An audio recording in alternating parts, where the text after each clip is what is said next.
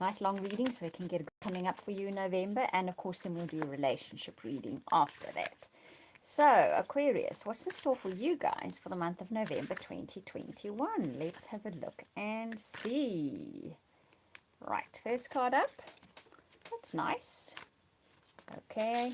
Ooh, okay. Lots of things. Right. Okay. Oh, wow. You've got what I call a stacked deck. Okay, nice. Right. Ooh, very nice. Okay. And another card. Ah, wow. Okay. Nice read, guys. Very nice. Okay, so you're starting off with Renewal. Card number 20 in the Major Arcana. In this particular tarot deck, it speaks about reviewing the past so that you can, and the president. Review the president and the past. It's not going to work if I do it like this, ever. So, you're wanting a bright new future. So, you're having a look at the past right up to the present to see how you can shift things so the future can be bright, okay? It's about understanding your life purpose and releasing judgments of yourself and others. So the renewal, I think, is about wiping the slate clean. So you look at your past, you look at your present, you want a different future, you want something in the future, you let go of preconceived ideas and belief systems. That's what judgments are, so that you can plan the brighter future. And the brighter future is indeed coming far quicker than you anticipated, because now the sun turns up. If the sun turns up so early on in a reading, it's always a hugely positive sign, okay? It's plans that work out perfectly, amazing ideas that lead to rewards and commendation, gratitude for the blessings of life. So, you plan this new future, you let go of all preconceived belief systems, which are normally not good anyway, and because of that, it manifests very quickly. Also, in the timeline of your story, it is due now to start manifesting. So those rewards, those recommendations, those plans working out, November's the month where they start to actually do that, because you've done the homework on some level. 9 of Autumn is rewarding yourself for your hard work, being happily and successfully self-employed, and cherishing your time alone. This is possibly about spending some quality time with what you love to do. Okay? That's how you reward yourself for hard work. And also, if the kind of work you do really gives you gratification, you can spend quiet time alone doing that. There's definitely indication of that kind of thing happening. Then you get the Emperor. That's why I say you've got a stacked deck here. So, the Emperor is all about using structure and logic to increase your success, getting organized and a firm but compassionate leader. So this is about being systematic, thinking things through, making plans, executing the plans. It's about having clarity and getting that clarity through, okay? You're not muddled up in your head, you're not confused, you know what you want to do, and you execute your plans. And the Sun says they work out really well, okay? That's kind of what one wants in life, generally speaking.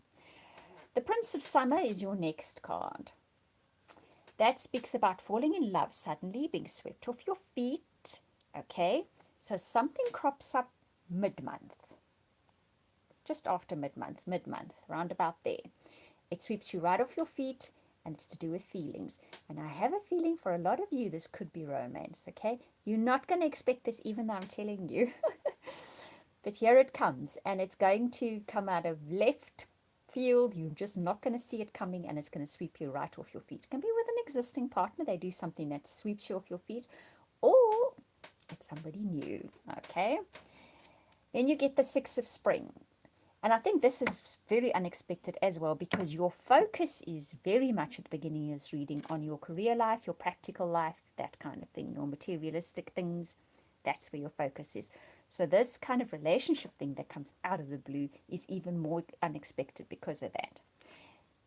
Six of Spring is about wonderful news is on its way. Smart choices that bring rewards and success and public recognition. Now, that's not the first time we've seen that coming in, because we've seen it in the Sun and we've seen it in the 9 of Autumn as well. There's a similar vein, a similar message running through all of these cards. So you are definitely about to receive some kind of reward for the effort that you have put into something, okay? It's going to pay out in some way, whether it's public recognition or materialistically being paid for it, or getting a new more work for it. If you work for yourself, you get more clients, or you get a big order, whatever the case may be. That is definitely coming in for you in November.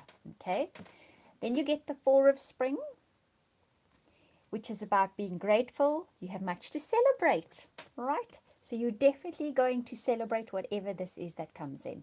It could be a major client. It could be orders coming in. It could be reward and recognition for what you have done. Some way you get hugely rewarded time and effort, and you're going to be celebrating, most definitely. You finish off, guys, on the Star. Okay? This is a good reading. I know that I heard that some of the astrologers say there's challenging times coming up in November. But so far, both for Libra and Aquarius, I don't see it coming in. There seems to be more of reward coming in for what has been. Maybe it's in the other star signs still. I don't know. I don't see it yet in the cards. Now, the Star is looking to the future with hope and optimism, the power of faith to move mountains, happy changes that bring about relief from challenging times. So this is lovely, and that's how you finish November. So it's really, really a great reading. To have the Sun at the beginning of your reading and the Star at the end of your reading, you really couldn't ask for better. So definitely a good month where you are rewarded for your efforts, and you are organized and punctual, and you deliver the goods, right? And you really get rewarded for that. So very, very nice reading, Aquarius. So this is for Aquarius, Sun, Rising, and Moon signs, okay? So it's always a good idea to listen to especially your Sun and your Rising sign, because it actually fleshes out a story for you. Right, Aquarius, what's happening for you guys? I keep poking at my ear like this because we are due for rain this afternoon, and the air pressure drops enormously here where we are just before it rains. So my ears block, and then everything I say echoes in my head, which is what's happening at the moment. So I'm hearing your messages much louder than usual. Okay, so now let's see. What is it relationship-wise happening for Aquarius in the month of November? Let's see what your story says. Whoa, jumpy card. Okay. It's interesting, the forgiving and learning, because this is about having learned a life lesson, which is about having gone through the experience, and then you move up a level, you've attained some kind of wisdom from it. And I had the feeling in the rest of your reading that that was the case as well. You have kind of passed an exam in life, and it's showing up in your relationships as well. Oh, okay, that's nice. Okay.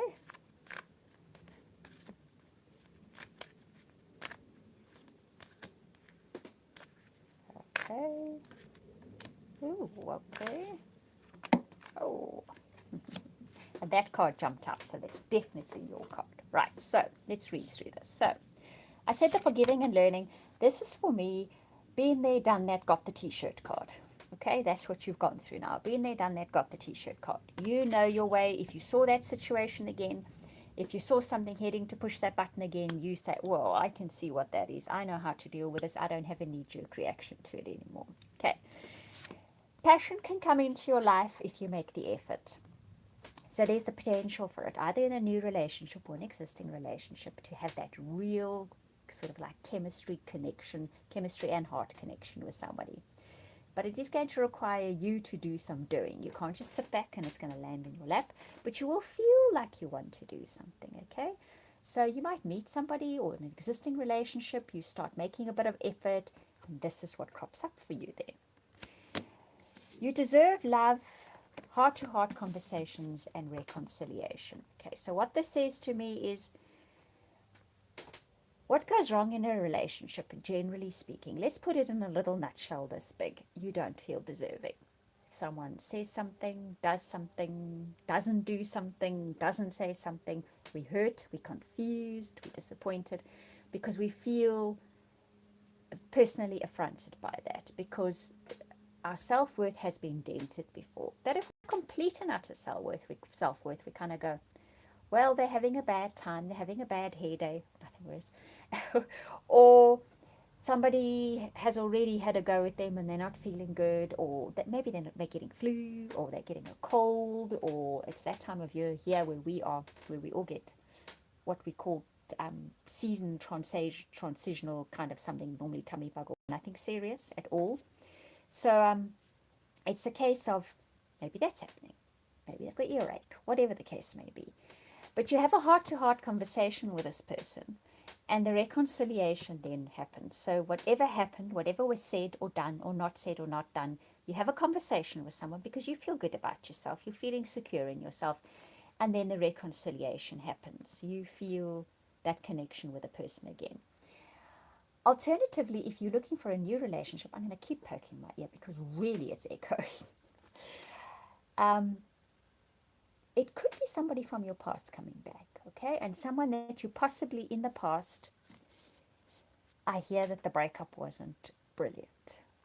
But you were at a time in your life where both of you could have those buttons pushed just randomly and very easy. But you've both grown up, you've grown, and you're different people now. And you have a deep conversation and the reconciliation happens. Because this is all about a soulmate energy. This is the card that flipped out and landed. So you're either with your soulmate, and this is the story that unfolds, or it is a soulmate that is now coming back into your life. I will remind you that this card can crop up, reconciliation, for a past life relationship as well, okay? But it is just as likely for a present life relationship. But this is someone you have deep connection with. You've had a lot of history with them. That's why they're a soulmate. So you feel that deep connection with them because you've had a lot of history with them. You've had many, many, many years together, whether they're in this lifetime, and in fact could be this lifetime and the last one and the one before. This lifetime could have been a short spate you had now, but you're carrying on from the past few lifetimes. So, but you've had a long chunk of history together, and that's what you're dealing with now. And courtesy of a heart-to-heart conversation, and you having grown and evolved considerably, and are now prepared to make the kind of efforts that are good for a relationship, you are now going to find reconciliation with that soulmate. Nice reading. Very nice reading. Right, now, let me finish up because the echo is driving me insane. Right, I hope you guys enjoyed this reading. Thank you to those of you that watch and like and subscribe. I genuinely appreciate it. And if you'd like a reading from me, a personal or private reading, and I do an amazing soulmate reading, you can contact me via my website. I will put that link in the description box below. Sending you hugs and love for November. We'll speak again soon.